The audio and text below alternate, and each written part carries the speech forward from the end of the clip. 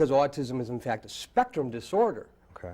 the instances of one particular child resembling another very different. Okay, so let's back up for a quick second. Go ahead. You mentioned spectrum. Correct. So obviously, you know, I'm thinking of like, you know, severity on one side, maybe not as severe on the other.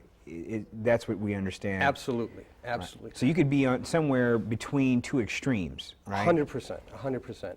And those extremes may be a child who's nonverbal and a child who's hyperverbal. And hyperverbal would suggest that they talk a lot, but not necessarily to you, but more so at you. Wow. Very self-centered conversationalists, Okay. taking very little interest in what it is you might have to say, but wanting you to know everything that's on their mind. Huh. Okay. So my understanding is that autism was first diagnosed in the 1940s. Correct. All right. So I know that there have been some, you know, discussion, some hoaxes where people have tried to make the connection between vaccinations and autism, right? No connection whatsoever. Completely unfound. Uh-huh. In fact, not only is that theory unfound, but the study, the initial study, was found to be fraudulent. This was the study that was in the Lancet, the British Correct. medical journal, Correct. and the doctor Correct. fabricated Yes. the findings in order to come up Yes. with that result. Now, ironically, there's still camps of those who swear that vaccinating your child could in fact result in an autism diagnosis. Clinical and empirical data and research tell us absolutely not. So it's really important for folks when they have newborns and toddlers to make sure their children get their vaccinations course, and that there's of no course. connection with autism. No. Good. Thank you. So tell us a little bit about, I mean, my understanding is from working down in Springfield, being a state rep, that if you have an autistic child, you can send them to public school. They're going to have a program there to make sure that their autism needs are addressed. Correct. The state provides additional support for programming up until around the age of 21. Correct. And then you sort of fall off a cliff. It's a huge initiative, not only in Illinois, but nationwide right now, because adult services are few and far between, and in many instances we see our adult population ending up in what's similar to a nursing home setting. And it's absolutely inappropriate and not what they need. We know just as our children can thrive with the proper supports, as can our adults. Putting them in an environment where they don't have those supports, there's no growth there. Sure, sure. Well, can you talk a little bit about how the state's fiscal crisis has affected access to autism services? Have we found over the last couple of years that their programs are oversubscribed or programs are losing money? What's your sense? Programs are losing money left and right. Services are being cut left and right. Home care providers are being cut left and right. Those organizations that were once able to offer you home care services, specifically respite work, if you have a child at home where a trained caretaker can come in and work with your child, they don't have the money to staff.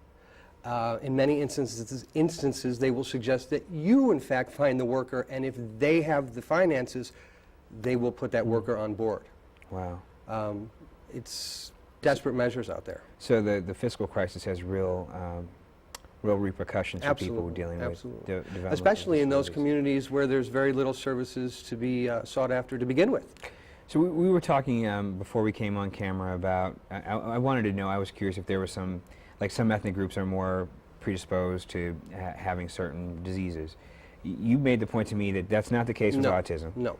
But you did talk about the difference in when different groups are diagnosed on average. Correct. So can you talk a little bit about that? So autism is gender specific. Okay. Autism likes males much more than females. Okay. Autism doesn't care about your religion, Okay. your socioeconomic background, what church or synagogue you go to. Sure. Doesn't care. But because of the lack of services in certain communities, we tend to see African American children and Latino children diagnosed closer to the age of 6 versus Caucasian children who are diagnosed closer to the age of 3. And that is for no other reason other than lack of services. Lack of services, and maybe perhaps also a lack of knowledge of what autism may mean. Sure. And, you know. Sure. And so those 3 years, that's a huge... Huge. Huge. You can't get EI services after the age of 3. What's EI? Early intervention. Okay. So a That's child, a state program, that's a isn't state it? program, and any Right. child, whether they have a disability or not, is entitled to early intervention services. Sure. A child diagnosed with autism before the age of 3 can qualify for some of those services. These are critical times in child development. Language development, sensory processing.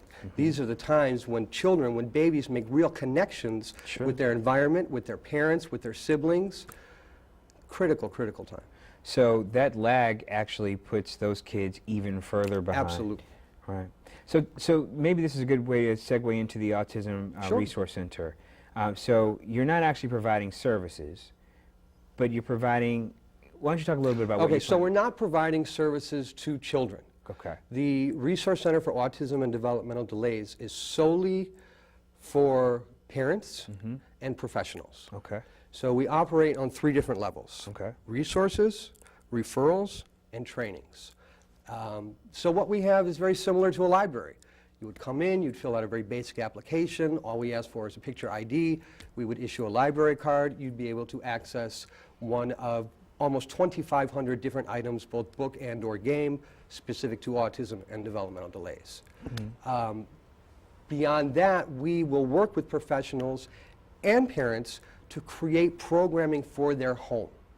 So if you come to me and you say, my child is working a specific program at school, meaning a visual support program. Okay. A lot of children on the autism spectrum thrive through visual supports versus the verbal back and forth. Sure. We will help to recreate that program so you can have it at home as well. We'll help you create a mobile program if you want something for the car or a vacation or a trip to grandma's house, whatever the case may be. We will work with professionals as well as teachers to create structure within their classroom.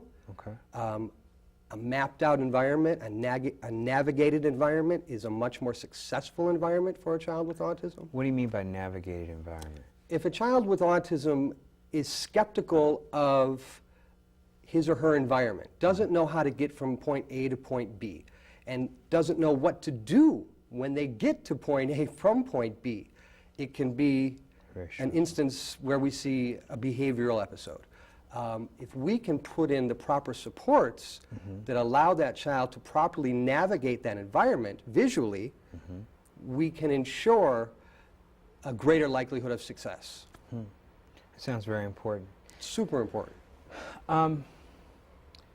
So how many people do you expect to see at the King Center once you guys are you're not up and running yet? Not up and running yet. When do you expect to be up and running? I'm telling people summer 2012. Summer 2012. So you'll be at 43rd and Cottage Correct. at the King Center, housed, that's the Department of Family and Support.